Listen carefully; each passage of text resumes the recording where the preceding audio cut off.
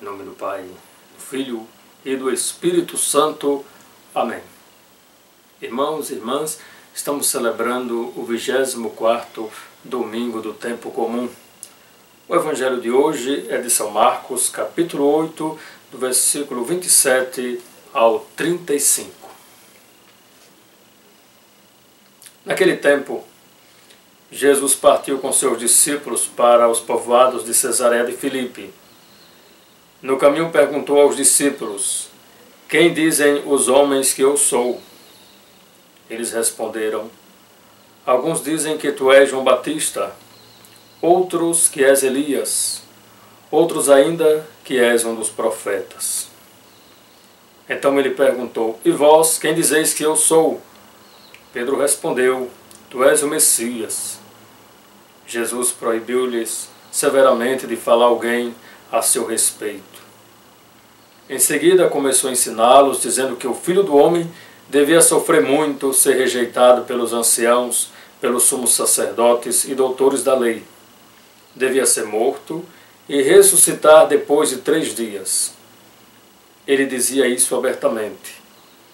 Então Pedro tomou a Jesus à parte e começou a repreendê-lo. Jesus voltou-se, olhou para os discípulos e repreendeu a Pedro, dizendo: "Vai para longe de mim, Satanás. Tu não pensas como Deus, e sim como os homens." Então chamou a multidão com seus discípulos e disse: "Se alguém me quer seguir, renuncie a si mesmo, tome a sua cruz e me siga.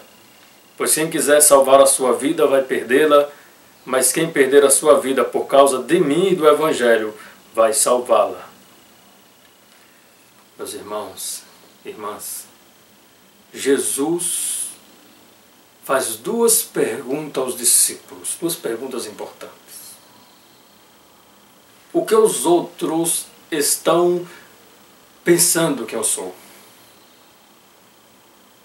E depois, o que vocês pensam que eu sou?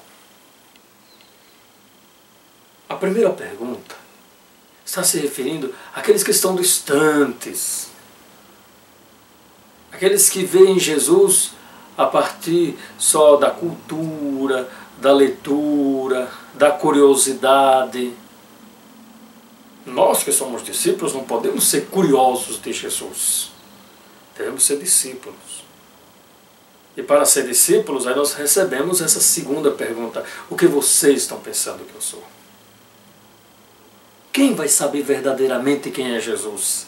Quem tem intimidade. Quem conversa com Ele. Quem para um tempo do dia para conversar com Ele. Quem vai à missa aos domingos. Para se encontrar com aquele que é a razão de nossa existência. É na intimidade que nós vamos dando resposta. Pedro, que ainda estava aprendendo, não compreendeu. Ele disse que Jesus é o Messias, mas não quis saber que Jesus morresse, que sofresse, que morresse e ressuscitasse. Ele não compreendia isso. Jesus chama a atenção e diz para Pedro que aquilo dali é pensamento dos homens e não de Deus. Ou melhor, é pensamento mundano. Quando Jesus vai para lá, Satanás, significa que ninguém pode se colocar no meio para atrapalhar o caminho que é de Deus. Ele veio para nos salvar. E ver esta forma, assim, a cruz como um meio de salvação. E nós fomos salvos por Cristo na cruz. Pedro vai caminhar e vai adquirir um grau de intimidade maior com Deus e vai compreender isso na própria pele, porque ele também morrerá numa cruz e de cabeça para baixo, por amor. Ali Pedro compreendeu o Messias. Quem era Jesus? Que era a morte, mas uma morte a partir de Deus. Morrer por Jesus. É ali que ele vai compreender que é renunciar a si mesmo, renunciar à própria vida em função de Jesus Cristo, em função do reino. Que a nossa vida, meus irmãos e irmãs, seja uma vida, uma caminhada de maturidade, de maturação, de nossos pensamentos, de nossa intimidade com Deus e de nosso desejo de nos encontrarmos eternamente com Ele, razão de nossa existência.